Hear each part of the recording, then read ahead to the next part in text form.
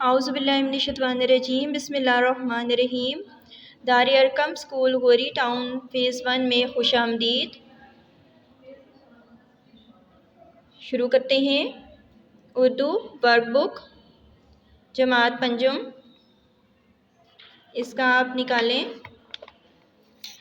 قواعد و انشاء پردازی صفحہ نمبر 35۔ دن بدھ، تاریخ 31 مارچ 2021، ورک شیٹ نمبر 1۔ اپنی کمرہ جماعت میں کسی دیوار کی طرف دیکھیے اور لکھیے کہ آپ کیا دیکھ رہے ہیں۔ مثلاً میں اپنے سامنے جو دیوار دیکھ رہا ہوں اس کے بارے میں یوں بیان کروں گا۔ میرے سامنے ایک صاف ستھری سفید رنگ کی دیوار ہے جس پر بھورے رنگ کی خوبصورت اور قیمتی گھڑی لگی ہوئی ہے۔ آپ نے دیکھا کہ میں نے دیوار کے بارے میں بتاتے ہوئے صفات کا استعمال کیا ہے۔ اسی طرح آپ اپنے سامنے کی دیوار کے بارے میں بتائیے۔ اب یہ آپ نے اپنے سامنے کی دیوار کے بارے میں بتانا ہے، یہ آپ نے اپنے الفاظ میں لکھنا ہے، اور اس میں کیا کرنا ہے، خاص بات یہ ہے کہ جو آپ جملے لکھیں، جو الفاظ لکھیں، اس کی خوبی ہونی چاہیے۔ اس میں آپ کوئی بھی چیز بتائیں تو اس کی خوبی کا ضرور ذکر کریں۔ جیسے میں نے لکھا ہے کہ میرے سامنے ایک دیوار ہے، اس پر سفید رنگ ہے، اس دیوار پر ایک خوبصورت منظر کی تصویر لگی ہے، ایک طرف ایک قیمتی گھڑی لگی ہوئی ہے، دیوار کے دوسری جانب ایک بڑی الماری بھی ہے۔ اب یہ دیکھیں،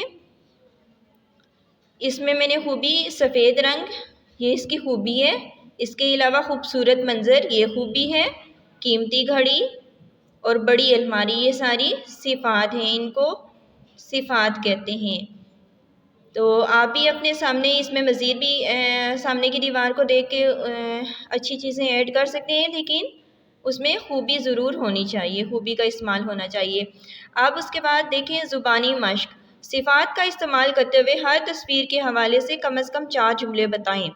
ابھی آپ کا گھر کا کام ہے، ٹھیک ہے، پہلے آپ نے 4 جملے سوچنے ہیں، اس میں سے جو بہتر لگیں تو آپ نے 2 جملے اپنی کاپی کے اوپر لکھنے ہیں، ٹھیک ہے۔ دہرائی کے لیے طلبہ کاپی میں ہر تصویر سے متعلق 2 جملے لکھیں۔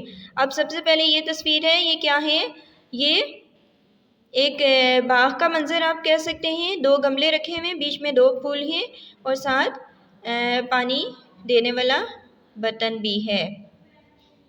تو آپ اس کے بارے میں کوئی سے 4 جملے خود سے بنائیں اور بیچ میں سے 2 سلیکٹ کر لیں اور کاپی پہ لکھیں۔ یہ ایک بوڑھا آدمی ہے، ٹھیک ہے، بوڑھے آدمی کا بنا سکتے ہیں کہ یہ ایک بوڑھا آدمی ہے اور اس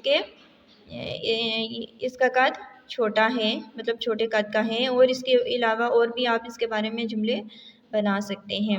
یہ بچہ ہے، بچہ دانت برش کر رہا ہے، ٹھیک ہے، اس کے حوالے سے آپ 2 جملے لکھ سکتے ہیں۔